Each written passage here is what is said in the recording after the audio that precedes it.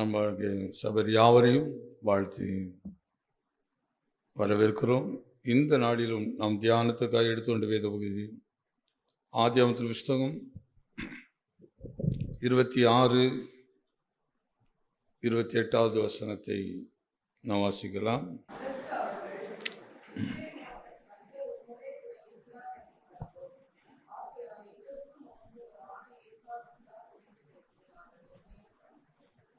அதற்கு அவர்கள், நிச்சயமாக கர்த்தர் நம்மோடே, கர்த்தர் உம்மோடே, கர்த்தர் நம்மோடே, தேவன் யாரோட இல்லை, நம்மோடனே இருக்கிறார் என்று கண்டோம். எனக்கு அந்த வார்த்தையில் ஒரு ரொம்ப முக்கியமாக நம்ம இருதயத்தை நம்ப பண்ணுகிற, நம்முடைய இருதயத்தை தொடுகிற ஒரு வார்த்தை எதுன்னு சொன்னால் கண்டோம். என்ன செய்தோம்? கண்டோம். யார் இந்த வார்த்தையை சொன்னால்? ஈசாக்கை தன் தேசத்தை விட்டு துரத்தி, அவருடைய ஐக்கியத்தை விட்டு துரத்தி, அவன் போகிற இடத்திலெல்லாம் ஈசாக்குக்கு பலவிதமான துன்பத்தை கொடுத்தவர்கள். அவர் எங்கெல்லாம் துறவுகளை ஏற்படுத்துகிறாரோ அதை தடை பண்ணுவது, அங்கே எது துரத்துவது, இப்படி கடந்து வந்து கொண்டே இருக்கிறார். ஈசாக்கு ஒன்று இயலாத ஒரு மனிதன் அல்ல. ஈசாக்கும் ஒரு பெரிய ஐஸ்வர்யவான். எண்ணிக்கை கிடங்காத வேலையாட்கள் ஈசாக்கு இடத்துல உண்டு.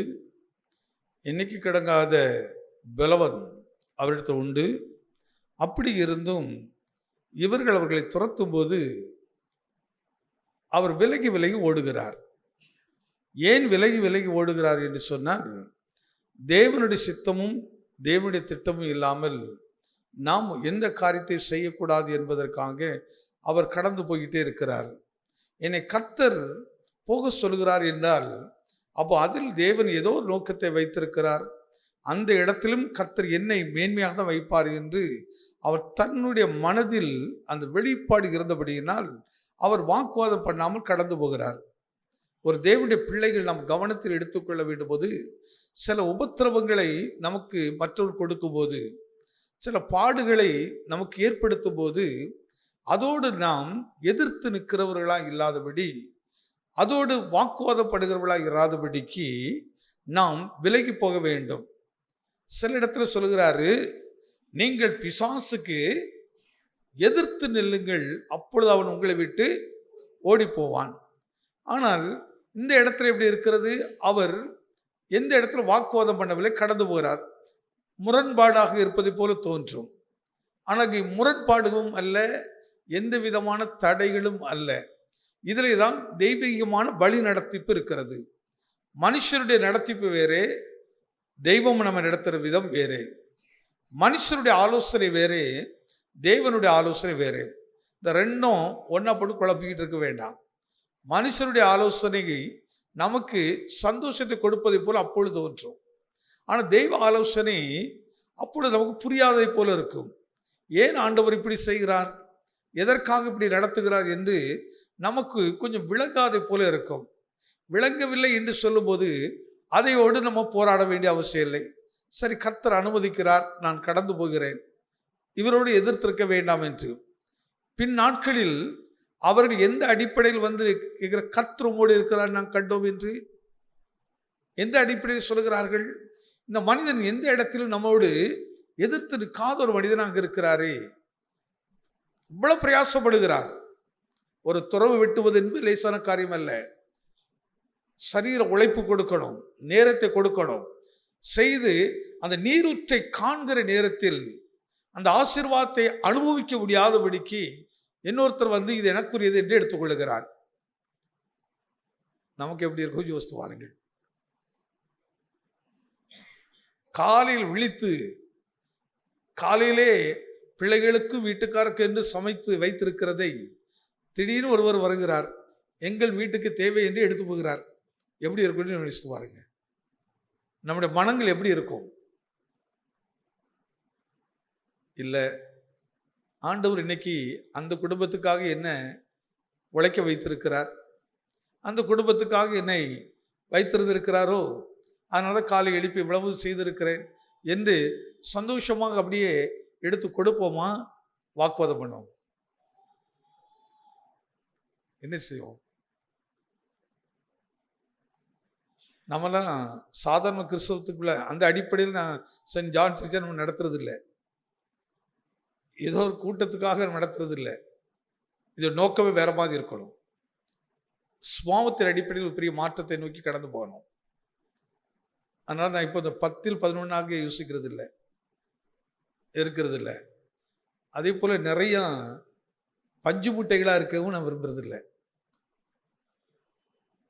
ஒரு 100 கிலோ பஞ்சு மூட்டை எடுத்துட்டு வந்தீங்கன்னா இதில் ஒரு பெரிய பகுதி அடைச்சிடும்.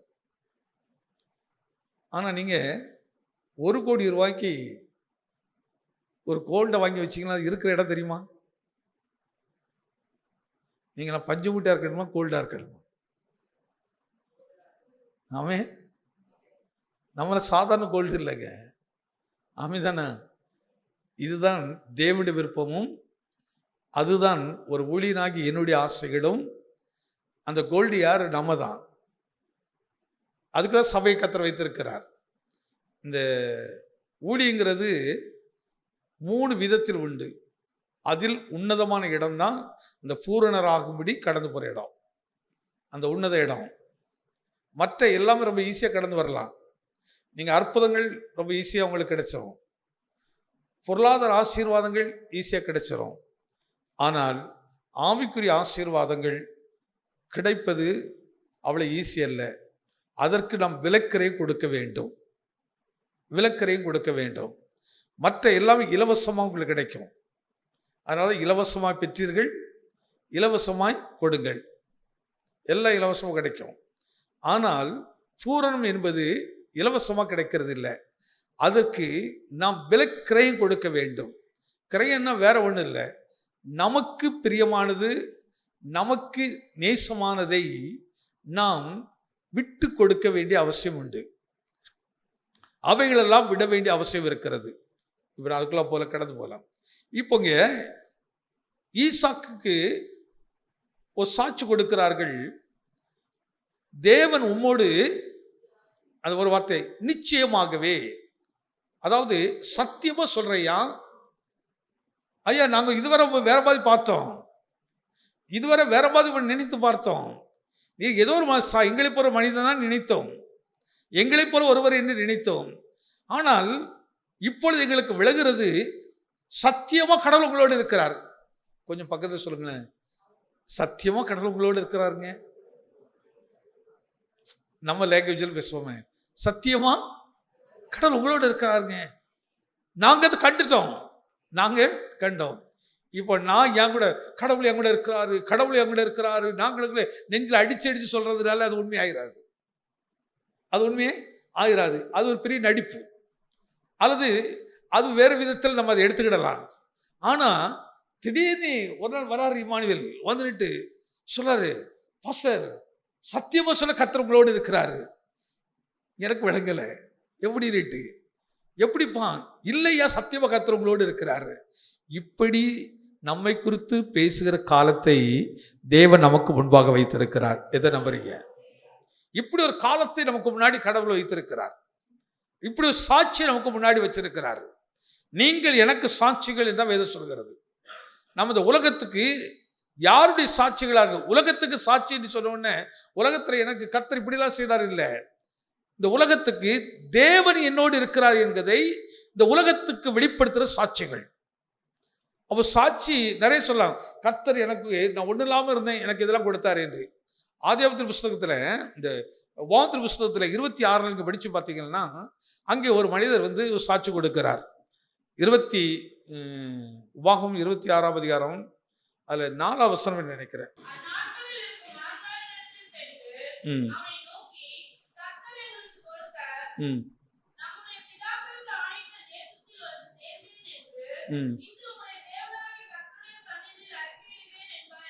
இன்னைக்கு உங்களுடைய தேவனாகிய உங்களுடைய ஆலயத்தில் வந்து நான் என்ன கொடுக்கிறேன்? இங்க ஒரு சாட்சி கொடுக்கிறேன். என்ன சாட்சி கொடுக்கிறார் என்று சொன்னால், நானே சொல்லிட்டு போயிடுறேன், அதில் நேரம் ஆயிரும். என்ன சாட்சி கொடுக்கிறார் என்று சொன்னால், எங்கள் முற்பிதாக்கள் அழிவுக்கிடையராக இருந்தார்கள், அழிவுக்கிடையராக போய்கிட்டு இருந்தார்கள். இப்படி அழிவுக்கிடையராக போய்கொண்டு இருந்த எங்கள் முற்பிதாக்களை தேவன் எப்படி எல்லாம் ஆசீர்வதித்திருக்கிறார் என்பதற்கு இப்பொழுது நாம் உமக்கு முன்பாக வந்து நிற்கிற இந்த கொண்டு வந்திருக்கிற காணிக்கைகள் ஒரு சாட்சிகள், ஒரு அடையாளங்கள். எங்கள் முற்பிதாக்களாகிய யோசேப்பு என்கிற மனிதனை சகோதரர்கள் விற்று போட்டார்கள். அந்த சகோதரர்கள் இடத்திலிருந்து ஒருவன் வாங்கினான். அந்த சகோதரன் வாங்கின மனிதன் இடத்திலிருந்து அங்கே ஒரு குற்றம் சாட்டப்பட்டு சிறைச்சாலைக்கு தள்ளப்பட்டான். அந்த சிறைச்சாலையில் இருந்து தேவன் யோசேப்போடு இருக்கிறார் என்பதற்கு அங்கே 2 சாட்சிகளை ஏற்படுத்துகிறார், 2 சம்பவங்களை ஏற்படுத்துகிறார். ஒருவனுக்கு சொன்னார், உன்னை கடவுள் 3 நாளையில் உன் தலையை உயர்த்த போறார்ப்பா என்று சொன்னார். இன்னொருத்தர் 3 நாள் உன் தலை எடுக்கப்பட போகிறதுன்னு சொன்னார். சொன்னபடி நடந்தது. அதே மனிதனை குறித்து எங்கள் ராஜாவிடத்தில் சாட்சி சொல்லப்பட்டது. யாம் ராஜாவை, ஏன் நீர் கலங்குகிறீர், எதற்கு பயப்படுகிறீர்? நம்முடைய தேசத்தில் குறிப்பாக சிறைச்சாலையில் ஒரு மனிதன் இருக்கிறான், அந்த மனுஷனோடு தேவன் இருக்கிறார் என்பதை நாங்கள் கண்டோம். கவனித்து பார்க்க வேண்டும். இப்ப யோசேப்பு வந்து கர்த்தர் என்னோட இருக்காரு சொல்லல, கர்த்தர் என்கிட்ட வெளிப்படுத்துறாரு என்று சொல்லல, கர்த்தர் எனக்கு இதை குறித்து பேசுறேன்னு சொல்லல. ஆனா இந்த யோசேப்பை குறித்து ராஜாவுக்கு முன்னாடி வந்து ஒருவன் சொல்லுகிறான், ஐயா, ஜெயிலில் ஒரு மனிதனை நாங்கள் கண்டோம், அந்த மனுஷனோடு தேவன் இருக்கிறார் என்பதை. அந்த மனுஷனோடு தேவன் இருக்கிறார் என்கிறபடினால் நிச்சயமாக உம்முடைய கலக்கத்துக்கு ஒரு வழி கிடைக்கும், உடைய பயத்துக்கு ஒரு வழி கிடைக்கும், நிச்சயமான தேசத்துக்கு ஒரு வழி கிடைக்கும். அதனால் அவரை அழைக்கலாம் என்று சொல்கிறார். அழைக்கிறார், பேசுகிறார்கள். அவர் எல்லா விஷயத்தையும் தெளிவுபடுத்தி காட்டுகிறார். நல்லா கவனித்து பாருங்கள். யோசேப்போடு கர்த்தர் இருந்தார் என்று யோசேப்பு சொன்னாரா, அந்நியர்கள் சாட்சி கொடுத்தார்களா? நான் இந்த வார்த்தையில எடுத்து காட்டுற நோக்கம் என்ன, நிறைய நேரத்தில் என் கூட கர்த்தர் இருக்கிறார், என் கூட கர்த்தர் நான் போய் சொல்லிக்கிட்டே இருக்கிறோம். என் கூட கடவுள் இருக்கிறார், என் கூட கடவுள் இருக்கிறார் நான் போய் சொல்றோம். நான் வசனத்தின்படி நடக்கிறேன், வசனப்படி நடக்கிறேன், நான் உண்மையா நடக்கிறேன், உண்மையா நடக்கிறேன். நீ உண்மையா நடக்க நீ சொல்லாத, கர்த்தர் உன்கிட்ட இருக்கிறா நீ சொல்லாத. அது பூரணம் அல்ல, அது மேன்மை அல்ல, அது மேன்மையான அனுபவம் கிடையாது. தேவன் இன்னாரோடு இருக்கிறார் என்று யார் சொல்ற புறஜாதியார் நமக்கு சொல்லணும், அவர்கள் இந்த வார்த்தை எடுத்து காட்டணும் நமக்கு. இதாங்க மேன்மையான ஒரு அனுபவம். தேவன் சபையுடைய மேன்மையான இடத்துக்கு தான் எதிர்பார்க்கிறார், குடும்பத்தோடைய மேன்மையான இடத்துக்கு கொண்டு வருகிறார். இந்த இடத்துல வந்து நீங்க சொல்கிறார் பாருங்கள், எங்க முற்பிதாக்களை அழிவுக்கிறா கொண்டு போனார்கள் ஐயா, ஆனால் எங்கள் முற்பிதாக்களோடு தேவன் இருந்தபடியினால் என்ன நடந்து தெரியுமா, எகிப்தில் உள்ள தேசத்தில் இருக்கிற பெரிய மனிதர்களை எல்லாம் பார்க்கிலும் எங்களை கடவுள் பலுகப்படினார், எங்களை கடவுள் பெருகப்படினார். காலங்கள் மாறினது, எகிப்திற்குள்ள ஒரு பொறாமை குணம் வந்தது.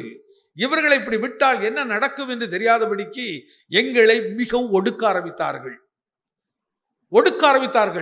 நாங்கள் நினைத்து கொண்டு இருந்தோம் இந்த எகிப்து தான் வாழ்க்கையை நினைத்து கொண்டு இருந்தோம், இந்த எகிப்து தான் நம்ம தேசம் என்று நினைத்து கொண்டு இருந்தோம், இந்த எகிப்தையே நாங்கள் மேன்மையாக நினைத்து கொண்டு இருந்தோம், அதனால் இந்த எகிப்துக்காக உண்மையாக உழைத்துக் கொண்டு இருந்தோம். ஆனால் தேவனுடைய பார்வையில் அது சரியாக தோன்றாதபடி எங்களுக்கு ஒரு நெருக்கத்தை விடாக்க. இதுல இன்னும் கொஞ்சம் ஆழமா யோசித்து பாருங்க. எகிப்தியருக்கு இவர்களை ஒடுக்கிறது சரியா தவறா?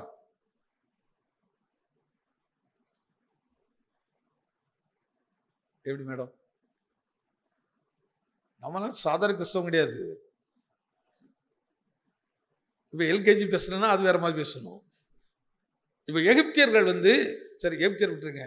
இப்போ வந்து உங்க பக்கத்து வீட்டார் உங்களை நெருக்கிறது நல்லது நினைக்கிறீங்களா, கெட்டது நினைக்கிறீங்களா? எப்படிங்க நல்லது?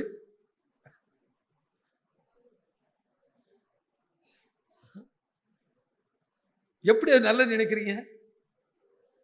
இல்ல அப்படி நல்லது என்று அந்த மனதில் உங்களுக்கு தோன்றுவதற்கு என்ன காரணம்?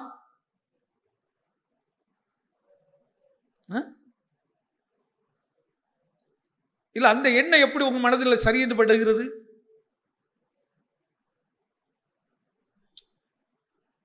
என்ன டீச்சர்? கொஞ்சம் எல்லாரும் பேசுவோம் இன்னைக்கு. நீ இதுவரை நினைச்சிட்டு இருக்கிறது என்னது? இதுதான் நல்லதுன்னு நினைச்சிட்டு இருக்கிறான், இதான் மேன்மை நினைக்கிறாரு. ஆனா கர்த்தர் பார்த்தாரு, இவன் இப்படியே விட்டா என்ன செய்ய மாட்டான், இந்த இடத்த விட்டு விளக்கவே மாட்டான். இவனை நான் கொண்டு போக வேண்டிய இடம் வேற, இவனை நான் வைக்க வேண்டிய இடம் வேற. ஆனா இவன் ஒரு அடிமை மாதிரி உட்கார்ந்துக்கிட்டு இருக்கிறான். இப்ப இவனுக்கு வலிச்சோட தெரிய மாட்டேங்குது. அவ்வளவு சிறைப்படுத்துகிறார்கள், அவ்வளவு பாரத்தை கொடுக்கிறார்கள். ஆனால் இந்த எகிப்தை விட்டு வெளியே போடணும் என்னமே வரல. எழுத்து வாழ்க்கை அவனுக்கு அவ்வளவு இன்பமா இருக்கிறது. சொன்னாங்க பாருங்க இஸ்ரவேலர்கள், அங்க கிடைக்கிற கொமிட்டிக்கு அவ்வளவு பிரியமா இருந்துச்சுதான். என்னையா நீங்க கொடுக்குறீங்க, அங்க என்னெல்லாம் கிடைச்சது எங்களுக்கு. அந்த சுவாமம் மாறவே மாட்டேங்குது. கொஞ்சம் ஒட்டிக்கிட்டு அப்பப்போ வருது. முறுமுறுக்கிறார்கள் அந்த எகிப்தியர்கள். ஆனா இந்த எகிப்தியர்கள் எப்படி இருக்கிறோம்? இந்த எகிப்தியர்கள் நாம் இந்த பூமியில எதையோ ஒண்ணு பிடிச்சுக்கிட்டு இதான் கரெக்டா நினைச்சிட்டு இருக்கிறார். ஆனால்தான் சில நெருக்கத்தை கட்டளையிடுகிறார், சில உபத்திரவத்தை கட்டளையிட. ஆனால் தான் வேதம் சொல்லுது பாருங்க, நான் உபத்திரப்பட்டது நல்லது, அதனால் உம்முடைய பிரமாணத்தை கற்றுக்கொண்டேன். அப்போ நீர் ஒரு பிரமாணத்தை வச்சிருக்கிறீரு, நான் ஒரு பிரமாணத்தை ஒரு வழியை வச்சுக்கிட்டு இதான் சரி நான் பிடிச்சுக்கிட்டே ஆடிக்கிட்டு இருந்தேன். சில நேரங்கள் நம்ம குடங்குல சில எப்படி இருக்கு தெரியுமா? நான் சொல்றதா கரெக்டுங்க, இப்படி ஆட்கள் வாயிலே அடிக்கணும் பாருங்க. நான் சொல்றது கரெக்டு, நான் சொல்றதா கரெக்டு. இதெல்லாம் ஒரு பிசாசு, இதெல்லாம் ஒரு பேய் பேசுறது. என்னைக்கு ஒருத்தர் நான் சொல்றது கரெக்ட் அப்படி சொல்லிட்டாங்களோ அவனுக்குள்ள தேவ ஆவி கிடையாது, அவங்களுக்குள்ள சத்தியம் கிடையாது, அவனுக்குள்ள சுய ஆவி இருக்குது, மாம்ச ஆவி இருக்குது, விழுந்து போன ஜீவி இருக்குது. அப்படி இருக்கிறவர்கள் தான் இந்த வார்த்தையை பயன்படுத்துவோம். இதெல்லாம் கடந்து நம்ம போனோம், இதெல்லாம் விட்டு ஒழியணும். நான் சொல்வது கரெக்ட் என்று, நான் சொன்னது கரெக்டாகவே இருந்தால் கூட அதை கொஞ்சம் அமைதலாக இருந்து மற்ற சொல்லுவதை கொஞ்சம் கவனித்து பார்க்கிறது. நான் சொல்லுவது கரெக்டாக தானே என்று வேதத்தை எடுத்து கொஞ்சம் படித்து பார்க்கிறது, கொஞ்சம் முழங்கால் நின்று சரிப்படுத்தி பார்க்கறது. நீ அதுக்கப்புறம் தான் கன்ஃபார்மில் வரணும். கர்த்தர் சொல்வார், நீ சொல்றது கரெக்டுப்பா அப்படின்ட்டு நீ சொல்ல மாட்டா, நீ செய்த கரெக்டுன்ட்டு உன் பக்கத்தில் இருந்து உன்னோட வாதாடிக்கிட்டு தான் பாருங்க, உன்னோட போராடிக்கிட்டு தான் பாருங்க. அவன் வந்து சொல்லுவான், பிரதர் நீங்க சொன்னது ரொம்ப கரெக்டு. எத்தனை நம்புறீங்க? கரங்களை தட்டி ஆண்டவத்தை ஜெயப்படுத்துங்க. பிரதர் நீங்க செய்த ரொம்ப கரெக்ட் பிரதர், நாங்க இப்ப கண்டுபிடிச்சிட்டோம் கர்த்தர் உங்களோடு இருக்கிறாரு. எத்தனை விசுவாசிக்கிறீங்க? நம்ம எதிரிகள் வந்து நமக்குள் தேவன் இருக்கிறார் என்பதை பார்த்து அவன் சொல்லும், யோசேப்பு சொல்லவில்லை கர்த்தரினோடு இருக்கிறார் என்று. ஆனா யோசேப்புடைய எதிரிகள் வந்து சொல்லுகிறார்கள், ஐயா கர்த்தர் அந்த மனுஷரோடு இருக்கிறார். நாங்கள் அதை கண்டோம், நாங்கள் அதை அனுபவித்தோம். அதனால்தான் தேவ பிள்ளைக்கு உபத்திரம் வருவதற்கு ஒரு காரணம் இருக்குது. தேவனுடைய பிள்ளைகளுக்கு பாடுகள் வருவதற்கு ஒரு காரணம் இருக்கிறது. அங்கே ஒரு சிறுமைப்படுத்துவதற்கு அல்ல, சிறுமைப்படுத்தப்பட்ட இடத்துல தேவனை மகிமைப்படுத்துவதற்கு. இப்போ தேவன் வந்து எப்படி மகிமைப்படுகிறார் என்று சொன்னால், சும்மா சாதாரணமா மகிமைப்படுகிறது அல்ல. தேவன் ஒரு மனுஷனோடு இருந்தா, தேவன் ஒரு மனுஷன் நடத்தினா சாதாரண விதியில் நடத்துறது இல்லை. அவனுக்கு ஒரு கஷ்டம் வந்த சாதாரண நோக்கத்துக்கு வருது இல்லை. அதனால தான் பொன்னை புடமிடுவது போல ஏசாயில படிக்கிறோம், உன்னை உபத்திரவத்திற்கு குகையிலிருந்து தெரிந்தெடுத்தங்கிறார். என்ன எதுல இருந்து? உபத்திரவத்திற்கு குகையிலிருந்து உன்னை தெரிந்தெடுத்தேன் என்று. சில நேரங்களில் கேட்குறேங்க, எங்க ஜெயசலாம் அப்பா ரொம்ப சிக்கனம், ரொம்ப இது எங்களோட பழகுற சிலருக்கு ரொம்ப, சிலருக்கு நான் ரொம்ப சிக்கனமான ஆள் அப்படிவாங்க. ஏன்னா நம்ம கற்று வந்த இடம் அந்த இடம், நம்ம நடத்தின பாதை அந்த பாதை. ஏன்னா அவங்களுக்கு ஆரம்பத்தை எப்படி கற்றுக் கொடுத்தார்கள்? இந்த இடத்துக்கு போனால் உருப்பட மாட்டா, ஆனால் இந்த வாழ்க்கையில் போனால் நீ முன்னேறுவாய். அதனால தாங்க இந்த சென்னையில் வந்து அதுக்கப்புறம் யார் இடத்திலும் எந்த சூழ்நிலையிலும் ஒன்றை கூட எதிர்பாராத அளவுக்கு அந்த சத்தியம் நம்ம அப்படியே நடத்திச்சது, அந்த பாடுகள் நடத்திச்சது. இன்னைக்கு உபத்திரம் வரலாம், நீ கலங்கிறாதீங்க. கர்த்தர் ஒரு நாள் ஒன்று இதே இடத்துல வந்து கொடுக்கிற ஆளை வந்து நிறுத்துவார். அவன் சொல்றா பாருங்க, இந்த வார்த்தை படிக்குமா, உபாகமம் 26 அந்நாட்களில் இருக்கும் ஆசாரியனிடத்தில் சென்று அவனை நோக்கி, கர்த்தர் எங்களுக்கு கொடுக்க நம்முடைய பிதாக்களுக்கு ஆணையிட்ட தேசத்தில் வந்து சேர்ந்தேன் என்று இன்று உம்முடைய தேவனாகிய கர்த்தருடைய சந்நிதியில் அறிக்கை சொல்ற விஷயம் என்ன சொல்ற பாருங்க. ஐயா, எகிப்துல இருந்து ஏன் அவங்க சிறுமைப்படுத்துறாங்க தெரியுமா? எங்க முற்பிதாக்களுக்கு அவர் வாக்கு கொடுத்திருந்தாரு. என்ன வாக்கு கொடுத்திருந்தாரு? கானான் என்கிற ஒரு தேசத்தை கொடுப்பேன்னு சொல்லியிருந்தாரு. ஆனா எங்க முற்பிதாக்கள் அந்த வழியில போகாம சிறுமைப்படுத்தப்பட்டுகிற எகிப்துல போய் சேர முடியாத சூழ்நிலை வந்துச்சு. அந்த இடத்துல இந்த சிறுமறைக்கு காரணம் யாரு? இன்னும் கொஞ்சம் ஆழமா சொல்லுங்களேன். எகிப்துக்கு இவங்களுக்கு போக வேண்டிய நிர்பந்தம் யாரால் வந்தது? கர்த்தர் கொண்டு போனாரா, மனுஷன் கொண்டு போனாரா? இப்ப இவனுக்கு வரணுமா ஒரு ட்ரெஸ் தச்சு இந்த தகப்பம் கொடுக்குறான். ஏன்னா எங்களெல்லாம் கவனிக்கவில்லை, எங்களை ஆடு வைக்க போட்டுட்டான். இவனை மட்டும் வீட்டுக்குள்ளே வச்சிருக்கிறானே என்ற ஒரு பொறாமை வந்ததினால் அந்த பொறாமை தான் என்ன செய்தது? அவனை அழிக்க வேண்டும் என்ன வந்தது? அழிக்க வேண்டும் என்னவர்களை ஒரு அந்த கர்த்தர் யோசிப்பிட்டு இருக்கிறார். உடனே சொல்ற அழிக்க விடலை பாருங்க. இதை கவனி. கடவுள் உன்கிட்ட இருந்தாருன்னா உன்னை ஒருத்தர் கொல்லவே முடியாது. எத்தனை நம்புறீங்க? அவன் உனக்கு ரத்தம் அவனை தலையை அறுக்கணும்னு நினைச்சா கூட அவனால் செய்ய முடியாது. ஏன் தெரியுமா? கர்த்தர் என்னோடு இருக்கிறார். இந்த தைரியம் தான், இந்த விசுவாசம் தாங்க ஒரு தேவனுடைய பிள்ளைகளுக்கு ரொம்ப அவசியம். அந்த அழைப்பு உள்ளவங்களுக்கு தான் தெரியும், அந்த தரிசனம் உள்ளவங்களுக்கு தெரியும். இந்த தரிசனம் உள்ளவங்க தான் அதனால தான் பாருங்க, இந்த மனுஷன் சார்ந்து நிற்கவே மாட்டாங்க, யாரும் பின்னாடி போய் நிற்க மாட்டாங்க. அவன் அந்த வளைப்பிலே நின்றுட்டு இருப்பான். அவன் தெரியும் யோசேப்புக்குள்ள கர்த்தர் இருக்கிறார் என்பதை கர்த்தர் எப்படி வெளிப்படுத்தி காட்டுறா பாருங்க. எல்லாம் கொல்லடுங்க, ஒருத்த மட்டும் சொல்றான் வேண்டாமா கொல்ல வேண்டாம், அவன் ரத்தபலி நமக்கு அங்கே ஒரு வேற மாதிரி குழப்பத்தை உண்டாக்குறாரு. உடனே ஒருத்தர் சொல்றான் ஆமா அதோட வித்து போட்ட காசு கிடைக்குமேங்கிறான். உடனே 30 வெள்ளி காசுக்கு உடனே பிடிச்சி வித்து விடுறாங்க. வித்து போட்டு இப்போ தான் அங்க போறாரு. அப்படியே போறாரு. இவர் அங்க உள்ள போனதுக்கு அப்புறம் நல்லா கவனிக்க பாருங்க. யார் போக வேண்டியது இருந்துச்சு? தகப்ப போக வேண்டியது இருந்துச்சு, சகோதரர்கள்லாம் போக வேண்டியது இருந்துச்சு. இப்ப இவர்கள் அங்கே போய் தான் பலத்து பெருகுகிறார்கள். அப்போ யோசேப்பு அந்த எகிப்துல போறதுக்கு யார் காரணம்? எது காரணம்? பொறாமை காரணம். அதனாலதான் பொறாமை ஒருத்தர் இருக்குன்னா உன்கிட்ட தேவ ஆவி கிடையாது. நீ பொறாமை குணத்தோடு பேசுவாயானால், பொறாமை சிந்தை இருக்குமானால் நீ ஒரு கிறிஸ்தவன் இல்லை, ஒரு மனம் திரும்பின ஆள் கிடையாது. இந்த சுவாமம் இருக்கவன் எப்படிப்பட்டவனாய் இருப்பான் என்றால், அவன் எகிப்துக்கு மனுஷர்களை விற்றுப்படுகிறவனாய் மாறிடுவான். அதனாலதான் நம்முடைய என்ன ஆவி இருக்குங்கிறத உங்க செயலில் நீங்க டிக் பண்ணிட்டே வரலாம்.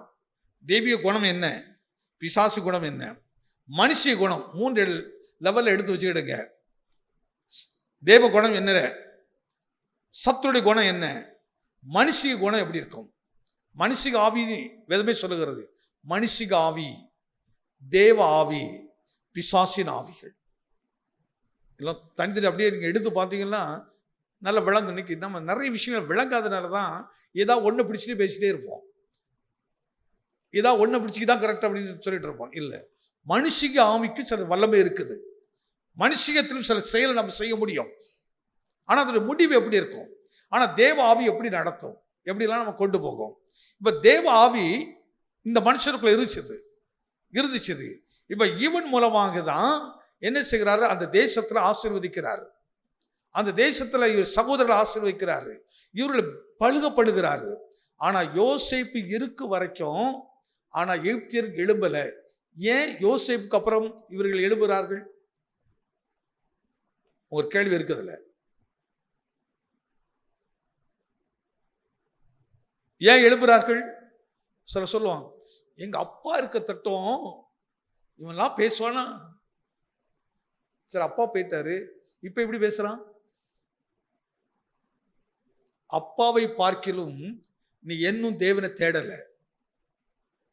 அப்பா முழங்கால் இந்த மாதிரி நிக்கல, அப்பா சத்தியத்தின்படி நடக்கிற மாதிரி நடக்கல. அம்மா இருக்கும்போது இருந்தது இப்ப உன்ட்ட இல்ல. அம்மா எப்படி கர்த்தரை தேடினாங்க அது மாதிரி நாம செய்யல. ஆனா நீ என்ன பேசும், அப்பா இருக்கும்போது எப்படி இருந்துச்சு, அம்மா இருக்கும்போது எப்படி இருந்துச்சு, இவர் இருக்கும்போது எப்படி செய்யுது. இப்போ நான் மரித்தாலும் அடுத்து என் பிள்ளைகள் என்னை விட மேல இருக்கணும். இப்போ நான் மரித்த நம்ம சபை விசுவாசம் அப்படி இருக்கணும். இப்போ ஊழியக்காரங்க இருப்பாங்களா? எப்பவும் யாரு எங்க போன்னு தெரியாது. ஆனா ஒரு நபர் இல்லைன்னா கூட அங்க இருக்கிற அத்தனை பேர் அந்த நபராய் மாறணும். அத்தனை பேர் அந்த ஸ்தானத்துல வரணும். ஆனால் நான் நிறைய மொட்டை மாதிரி பிள்ளைகளை முடக்கி வச்சிருப்போம். மொட்டை மாதிரி முடக்கி வச்சிருப்போம். பிள்ளைகளை சத்தியத்துக்குள்ள நான் முழங்கால் நின்று ஜெபிக்கிற மாதிரி உன் தேவைக்கு நீ ஜெபம் பண்ணு, உன் தேவைக்கு நீ நின்று நான் உனக்காக ஜெபம் பண்ணிட்டே இருக்கிறேன், நீ ஊரை சுத்திட்டே வாடினா அது நாளைக்கு ஊரை சுத்திட்டு தான் இருக்கும். அது ஊரை சுத்திட்டே அலையும். அன்னைக்கு யோசேப்பு இருந்த இடத்துல இன்னொரு யோசேப்பு இல்லாததினால், இன்னொரு யோசேப்பு அங்கு எழும்பாததினால், இன்னொரு யோசேப்புக்குள்ள தேவ ஆவி இல்லாததினால், பொதுவா தேவன் அந்த ஜனத்தை நேசித்தார். ஆனா யோசேப்போட தான் கர்த்தர் இருந்தார். யோசேப்போட தான் கர்த்தர் இருந்தார். அதை தான் அவங்க கண்டுபிடித்தார்கள். அதனால் இந்த மகனை எதிர்த்தால் இவனுக்கு விரோதம் வச்சத கர்த்தருமே எதிர்ப்பார். அந்த பயத்தை உண்டாக்கினார். நமக்கு சில பிரச்சனை வரும்போது நம் மாம்ச ஆவி வேலை செய்யும், மாம்சத்தில் யுத்தம் பண்ண சொல்லும். ஆனா நீங்க அதே நபர் நீங்க தனித்து முழங்கால் நின்று போது உங்களோடு பேசுவார். மகனே, நீ பேசுறது சரியில்லை, நீ செய்கிறது சரியில்லை. நான் உன்கிட்ட இருந்தா அவங்களுக்குள்ள ஒரு பயம் உண்டாகும், அவங்களுடைய எண்ணங்கள் மாறும். ஆண்டவரே நீ என்னோடு இரும். அதனால அங்க சொல்கிறார், நிச்சயமாகவே கர்த்தர் உம்மோடு இருக்கிறார். நான் சொல்ல வர சப்ஜெக்ட் என்னன்னா, கர்த்தர் நம்மோடு இருக்கிறார் என்பதை நீ பிரபலப்படுத்தாத. நீ பிரபலப்படுத்துறான்னா தன்னை உயர்த்துகிறவன் தாழ்த்தப்பட்டுருவான்.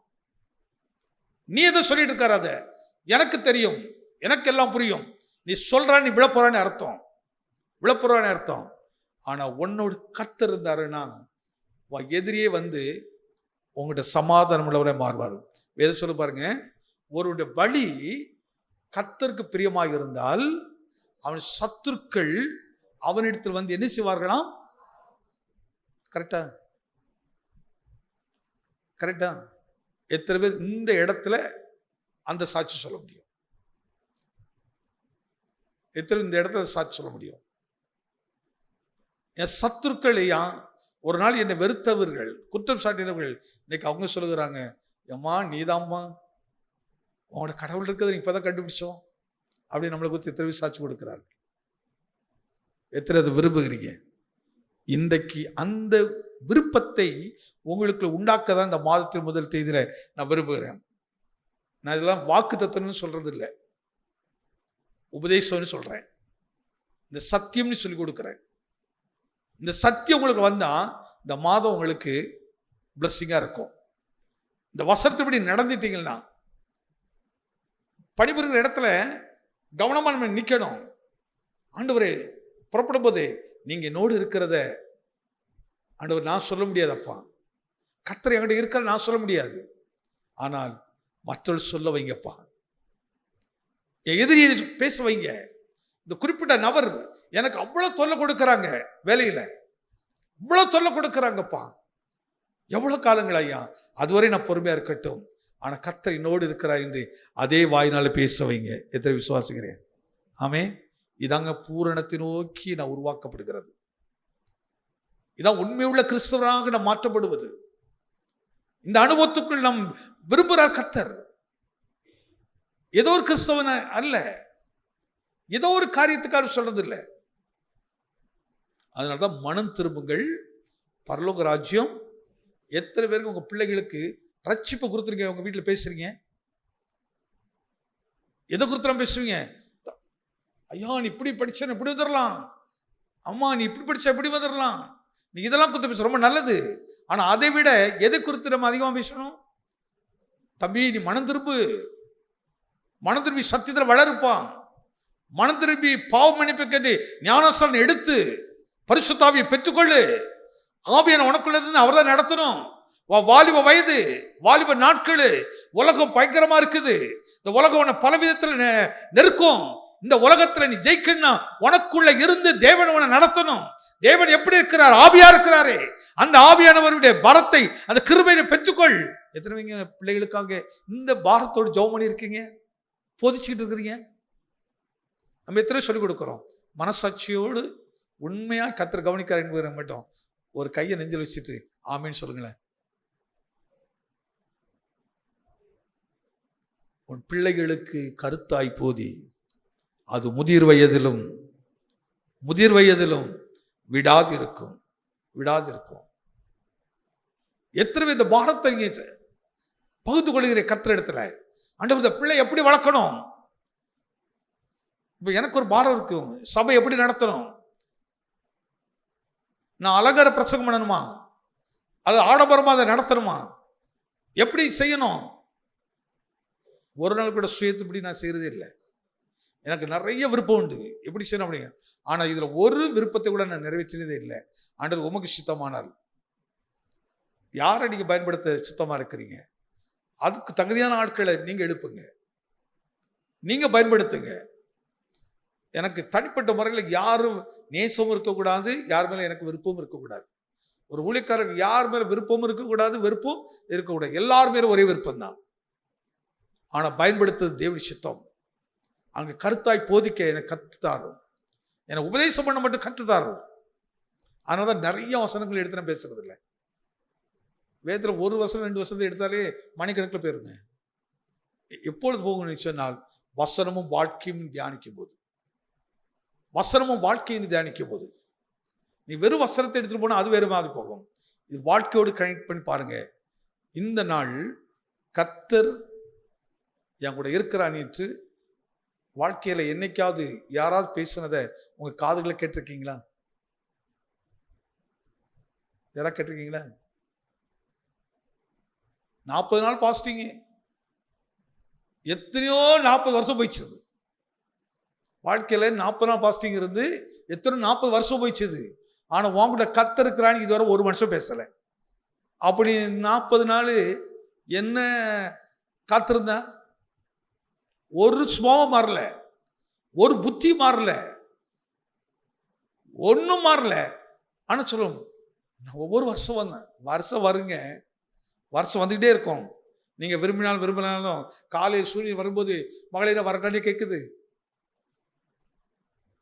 அது இப்ப நான் தான் அந்த நீதிசூரியன், நான் உருவாக்கி ஒண்ணு காட்டுறேன் பாரு, அதை கொஞ்சம் கவனிச்சுட்டே இரு.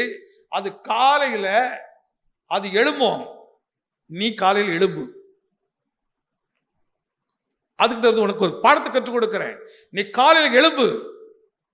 எதுக்கு எழும்ப சொல்றாரு? நீ எழும்பலன்னா அது 6 மணி 7 மணி ஆயிரும், 7 மணி 8 மணி ஆயிரும், 8 12 ஆயிரும், சாயங்காலம் 5 ஆயிரும், அது மறைஞ்சிரும். அது நினைச்சிரும்.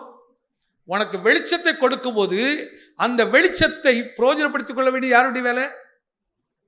அதனால வேதம் சொல்கிறது, காலத்தை பிரயோஜனப்படுத்திக் கொள்ளுங்கள் அப்படிங்கிறார். காலத்தை என்ன செய்யுங்க?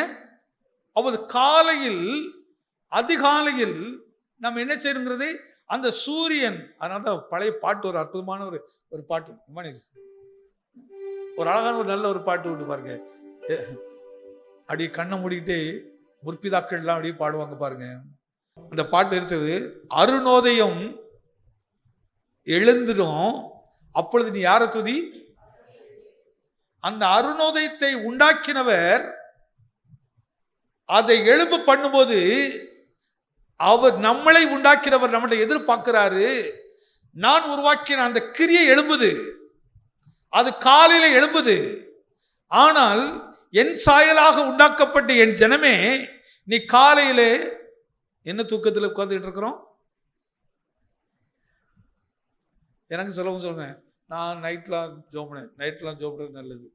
ஆனால் எல்லாவற்றுடைய மேலே அதிகாலையில் அது தேவன் பேசுகிற நேரம். அந்த சூரியன் அப்படி எழுப்பி வருது பாருங்க. இதை புறஜாதியை கண்டுபிடிக்கிறான், அது கடவுள் நினைக்கிறார். ஆனால் அது கடவுள் இல்லை, கடவுளால் உண்டாக்கப்பட்டது, அவ்வளவுதான். கடவுளால் சிருஷ்டிக்கப்பட்டது. ஆனால் அது காலையில் தேவனை போல செயல்படுகிறது. அது காலையில் எழுந்து அழகான இளம் வெயில கொடுக்குது. பிள்ளைக்கு நோய் வந்துருதுன்னா, இந்த ஜாண்டிஸ் காலையில் என்ன செய்ய சொல்லுவாங்க மருத்துவர்கள்? அந்த வெயில கொஞ்சம் காட்டுக்க அப்படிப்பாங்க. அது மருந்தா? அது என்னதுங்க? அப்ப அது காலையில மருத்துவரா இருக்குதா இல்லையா? மருத்துவரா எழுபதா எழுபலையா? எழுபதா இல்லையா? இல்லைங்க. நான் தூங்கிட்டேன் 8 மணிக்கு அது வேற மருந்தா மாறிடும். அது வேற மாதிரி ஆயிரும். காலை அப்ப காலையில அது கடவுளை துதிக்குது, கடவுளை பிரதிபலித்து காட்டுது. பாருங்க, அந்த சூரியனோடு தான் நம்ம வாழணும். நீதி சூரியனோடு தேவனோடு வாழணும். அது காலை எழுதுறது மாதிரி நான் முதல்ல காலையில கடவுளுக்கு. நீங்க சூரியன்லாம் உதிச்ச பிறகு எல்லாம் பிறகு தோத்திரம் காலமே எழுந்து தேவன் தேடலாம், அதுல மண்ணு ஒண்ணுமே கிடையாது. நீ அப்போ விதைக்கிறதுலாம் பிரயோஜனப்படாது. எப்போ அந்த சூரியன் உதிக்கிறதுக்கு முன்னாடி நீ எழுந்து அருணோதயம் எழுந்து. இப்போ நாங்களாம் கிராமத்து ஆட்கள், கிராமங்களில் அப்படி பாடி பாடி அந்த முற்பிதாக்கள் அப்படி நடத்தினாங்க பிள்ளைகளை. இப்போ இருக்க முற்பிதாக்கள் சரியில்லை. இப்போ இருக்க முற்பிதாக்கள் தான் எல்லாம் கடந்து என்ன செய்யறது, நைட்டு பூரா உட்காந்து டிவி பார்க்கறது, நைட்டு பூரா உட்காந்து எவன் ஆடுறான் இவன் பாடுறான் இதெல்லாம் பார்க்கறது, பிரசங்க கேட்கறதுலாம் ஆடுறவன் பாடுறவன் பிரசங்கெல்லாம் கேட்கறது. ஏங்க நீ கேட்குற மாதிரி ஒரு பாட்டு இருக்காங்க. ஏங்க அருணோதயம் எழுந்து பாடணும். இந்த பாட்டுக்கு என்னதுங்க அத்தனை மேக்கப்பு? எதுக்குங்க இந்த இத்தனை விஷயம்? இதாங்க திருடர்கள், வியாபாரிகள், கொள்ளைக்காரர்கள். காலை எழுந்து அப்படி குடும்பம் உட்காந்து பாடுறது எவ்வளவு நல்லா இருக்கும் பாருங்க, எவ்வளவு நல்லா இருக்கும். நானும் சொல்ல 2 மணிக்கெல்லாம் உட்காந்துருவேன், சொல்ல 3 மணிக்கு. அந்த இரவு நிறைய நேரம் தூக்கமே இருக்காது. ஏன்னா இரவுல கர்த்தரோடு பேசணும். காலையில இரவுனா அந்த 10 மணிக்கு ஜெபம் பண்றது 8 மணிக்கு ஜெபம் பண்றது இல்லை. அந்த அதிகாலையில் 3 மணிக்கு 2 மணிக்கு அந்த இருட்டோட எழும்பி அந்த கர்த்தரோடு பேசும்போது தான் வசனத்தை நான் கற்றுக் கொடுக்கிறார். காலையில எழுந்து 3 மணிக்குள்ள பைபிள் படிக்கிறது. ஏன்னா அப்போதான் நல்ல தூக்கம் வரும். இப்போ நான் பிசாசை ஜெயிக்கிறேன், நீ தூக்கத்தை உண்டாக்க பொல்லாத ஆவியே, நான் நீதி சூரியனாகிய சத்தியத்தை நான் படிக்கிறேன், வசனத்தை படிக்கிறேன், இந்த வசனம் என்னோடு பேசும், அந்த பலன் கிடைக்கும் எனக்கு. அதுக்கப்புறம் தாங்க அப்படி சொல்லலாம், அப்படி கண்டினியூ அப்படி நம்ம வேலைக்கு போகிறோம், வேலைகளை செய்கிறோம். காலையில் சூரியன் எழும்பும் போது அது அப்படி எழும்புங்க. அது பாருங்க அப்படியே எழும்பும். நீங்கள் இல்லைப்பா நான் தூங்கிட்டேன் சூரியனை கொஞ்சம் நில்லுனா நிற்குமா? அது சொல்லும், நான் போய்கிட்டே இருப்பேன், என் பின்னாடி வந்துகிட்டே இரு, என் பின்னாடி வந்துகிட்டே இரு, என் டைம் இருக்குது. அதுக்கு ஒரு மாலை வரும், வேலை செஞ்சவன் அத்தனை பேர் போய் என்ன செய்யுது, என்ன படுத்து தூங்கு, இளைப்பாறுதல் இருக்கிற போ, பகலில் உழைச்சிட்டான் என்ன போய் நல்லா படுத்து தூங்கு. உடனே இப்பொழுது ஒரு ஆவி வரும், இப்பவுமே இங்க போய் தூங்க போற, கொஞ்ச நேரம் இந்த இதை கொஞ்சம் பாரு,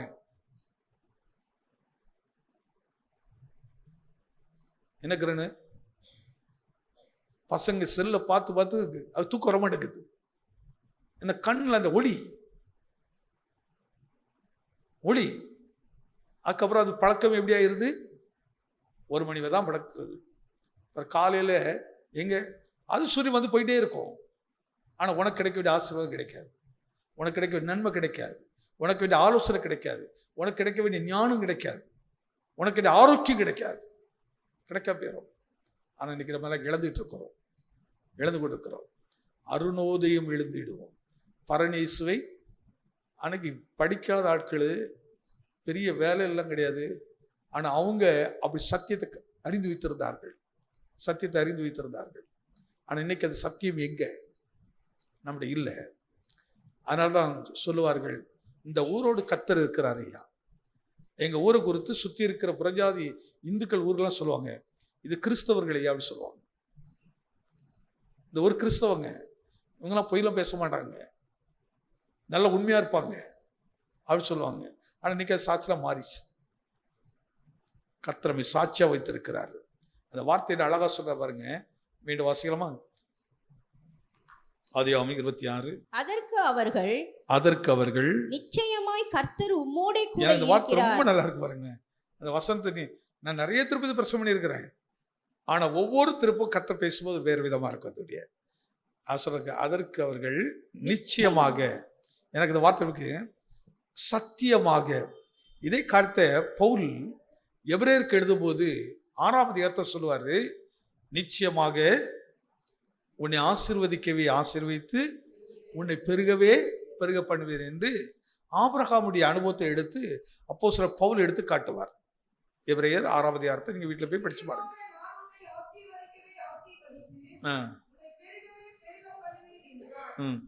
அந்தபடியே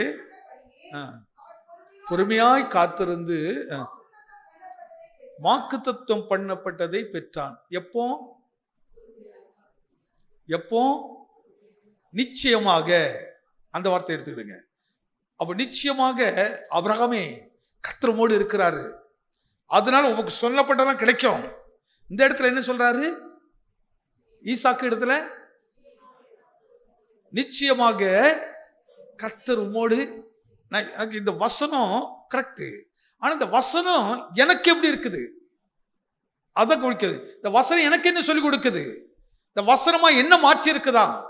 என்ன குறித்து யாராவது சொல்ல, இதுலதான் ஒரு வைராக்கியம் வரணும், இங்கதான் ஒரு வைராக்கியம் நிக்கணும்.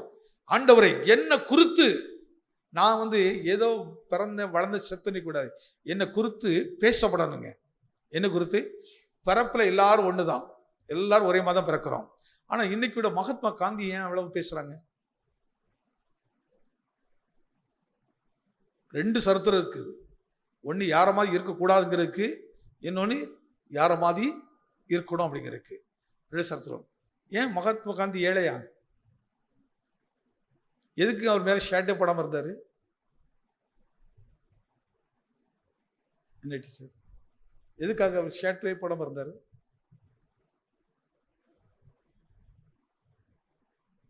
நம்மளை விட எல்லாம் பெரிய பணக்காரன், வெளிநாட்டில் போய் படிச்சாடு. நம்ம இன்னைக்கு தானே வெளிநாடுலாம் பெருசாக சொல்கிறோம். அந்த நாட்டை அப்படி படித்த ஒரு மனிதன் ஏன் அப்படி இருந்தார்? நான் இந்த பிள்ளை ஜனத்துக்கு, தேசத்துக்கு ஒரு வாழ்க்கை வாழ்ந்து காட்ட விரும்புகிறேன், நான் ஒரு சரித்திரமாய் மாறணும். நம்ம அடுத்து அவங்க, எனக்கு அதில் ரொம்ப உடன்பாடு கிடையாது. அவங்க இருந்தாங்க இவங்க இருந்தாங்க அப்படி இல்லை. நான் யாரா இருக்கிறேன்? ஏன் எதிர்காலத்தில் சரித்திரமா மாறணுங்க? ஐயா இன்னார் விழுந்தார் ஐயா, இன்னைக்கு கர்த்தர் இவரோடு இருந்தபடினால இந்த மனுஷன் இன்னைக்கு எப்படி கர்த்தர் வைத்திருக்காரு பாரு, இவருடைய வாழ்க்கை எப்படி இருக்கு பாரு. சாட்சிகளாய் மாறுங்க. சபை இப்படி மாறணும். அப்படி இப்படி அவங்கள குறித்து புகழ்ந்து பேசிட்டு போறதுனால எனக்கு கர்த்தரை மட்டும்தான் வாய் துதிக்கணும், துதிக்கணும். அவர் வாழ்க்கைன்னு சொல்றதுனால எனக்கு என்ன லாபம்? நான் வாழணுமே, என்னை அந்த இடத்துக்கு கற்றுக் கொண்டு வரணுமே.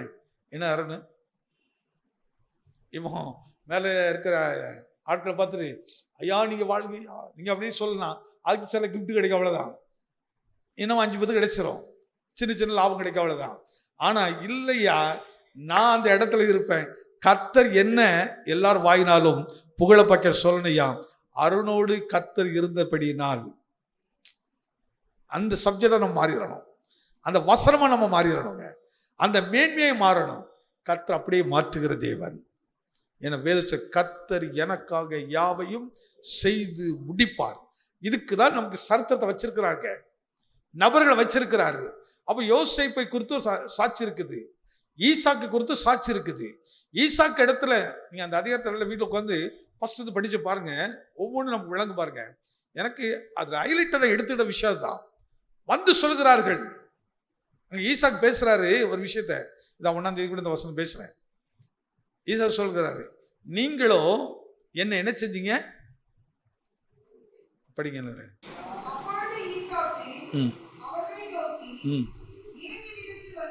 ஏன் என்னிடத்தில் வந்தீர்கள்? நீங்கள் என்னை பகைத்து என்னை உங்களிடத்தில் இராதபடிக்கு என்னை துரத்தி விட்டீர்களே என்றான். அதற்கு அவர்கள், இங்கதான் வருது விஷயம். எப்ப இந்த வார்த்தை சொல்றாங்க? ஈசாக்கு ஒரு கேள்வி வைக்கிறாரு, எப்பா எனக்கு எவ்வளவு தொல்லை கொடுத்தீங்க, என்ன இருக்கக்கூடாது துரத்துறீங்க. இன்னைக்கு அப்படிப்பட்ட நிலை யாராவது வந்திருக்கீங்களா? இன்னைக்கு அவங்கள பார்த்தா கர்த்தர் சொல்றாரு, இந்த வார்த்தை உனக்கு தான், உனக்கு நேராக இந்த வார்த்தை.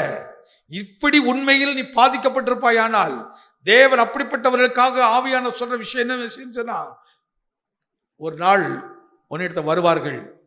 நீ இதே போல அவன்கிட்ட ஒரு கேள்வி கேளு. என்ன கேள்வி கேளு? எதுக்குப்பா அங்க வந்தீங்க? எதுக்கு என் வீட்டை தேடி நீங்க வந்திருக்கிறீங்க? நீங்க தான் வேண்டான்னு துரத்துறீங்களப்பா, என்ன ஆகாதவனு தள்ளுறீங்களப்பா, எதுக்கு வந்தீங்க? அப்பொழுது அவர்கள் வாயினால் கர்த்தர் மகிமைப்படுவார்.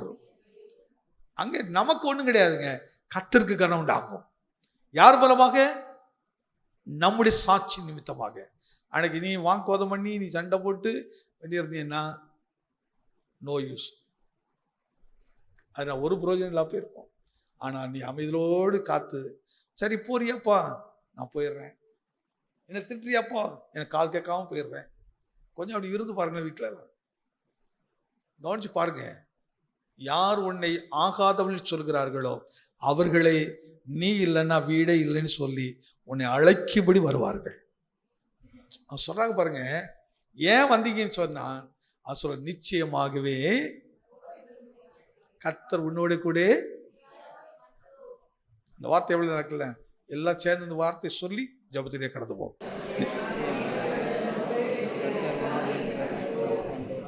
நிச்சயமாகவே கர்த்தர் உன்னோடு இருக்கிறார். எவ்வளவு அருமையான வார்த்தை இல்லை?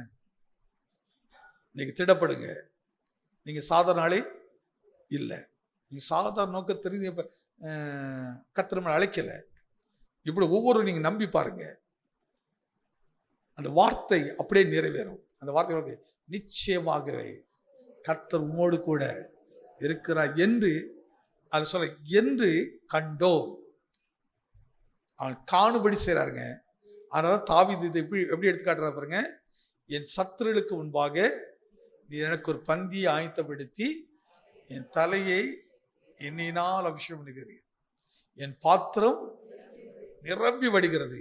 யாரோடலாம் கர்த்தர் இருந்தாரோ அவங்களெல்லாம் சரித்திரமா மாற்றிருக்கிறார். யாரெல்லாம் உபத்திரப்பட்டார்களோ அவங்களெல்லாம் மேன்மையாக கர்த்தர் வைத்திருக்கிறார். அந்த வருஷத்தில் முதல் நாள் உபதேசம் என்னது? 1ஆம் தேதி, பூமியில் உள்ள சகல ஜாதிகளிலும் உன்னை மேன்மையாக வைப்பார். 2வது உபதேசம் 2வது வாரம், இந்த 2ஆம் மாசம், நான் தெரிந்து கொண்டப்பட்டவனை எனக்காக அபிஷேகம் பண்ணு. இந்த 3வது மாதத்தில் உபதேசம் நமக்கு நிச்சயமாக கர்த்தர் இதை அனுபவிக்கணும். அந்தந்த மாதிரி இந்த மாசம் விரும்பி ஜெபம் பண்ணும்போது இந்த வார்த்தையை சொல்லி ஜெபம் பண்ணுங்க. ஆண்டவரே, நீங்க என்னோடு இருக்கிறதை நான் சொல்ல மாட்டேன், கடவுள் என்கிட்ட இருக்காரு கேட்டு சிலவங்க பண்ண பூரா வம்பு. ஆனால் சொல்றது கர்த்தருக்கு வெளிப்படுத்துறாரு. இந்த மூஞ்ச பார்த்தாலே தெரியும் கர்த்தர் வந்துட்டு பேசுற, இன்னொரு கர்த்தர் பேசுற பொய்யின் ஆவி உனக்கு கற்றுக் கொடுத்துருக்கத. கர்த்தர் உன்கிட்ட இருக்காருன்னா நீ சத்துருக்களை என்ன செய்திருப்பான்? நேசிச்சிருப்பான். நான் தான் நிறைய பேர் சொல்ல நம்ப மாட்டேன். எல்லாரும் ஆமாம் இவர் பெரியவர் நம்மலாம் சொல்ல நம்ப மாட்டார். நீங்கள் சொல்கிறது யார் சொல்ல நம்ப அவசியம் கிடையாது. உங்கள் வாழ்க்கையை பார்த்தா நம்ப போகிறோம், அவ்வளோதான். உங்கள் குணத்தை பார்த்தா நம்ப போகிறோம், நீங்கள் செய்கிறத பார்த்தா நம்ப போகிறோம், அப்படி தானே? என்ன அருண் தப்படுத்துறாங்க பேர சொன்னாங்க. அருண் நடக்கிறத பார்த்துட்டு சொல்லுவேன், உண்மையிலே கர்த்தர் அருண் இருக்கிறாரு, அதனால தான் அவர் டீமில் இப்படி விலகி போகிறாருங்க. அதனால தான் அவர் வாக்குவாதம் பண்ணுறது இல்லை. அவரை கண்டு காண போயிட்டு இருக்காருன்னு என்னென்னா, அவர் கர்த்தர் அவரோடு இருக்கிறாரு, அவருக்கு தெரியும். இதில் போட்டு மண்டே உடச்சிட்டு இருக்க அவசியம் இல்லை, அப்படி கடந்து போயிட்டு இருக்காரு. இதை பார்த்துட்டு யார் சொல்ல, பக்கத்தில் ஜான் சொல்கிறாரு, அருண் கர்த்தர் உங்களோடு இருக்கிறாருயா. இந்த வார்த்தையை நம்ம வாழ்க்கையில் இந்த மாதமே கேட்கணும். ஆமே, நான் அடுத்த மாதம் இல்லை, இந்த மாதமே கர்த்தர் கேட்க வைப்பார். எல்லா மழகும் எடுத்துக்கலாம்.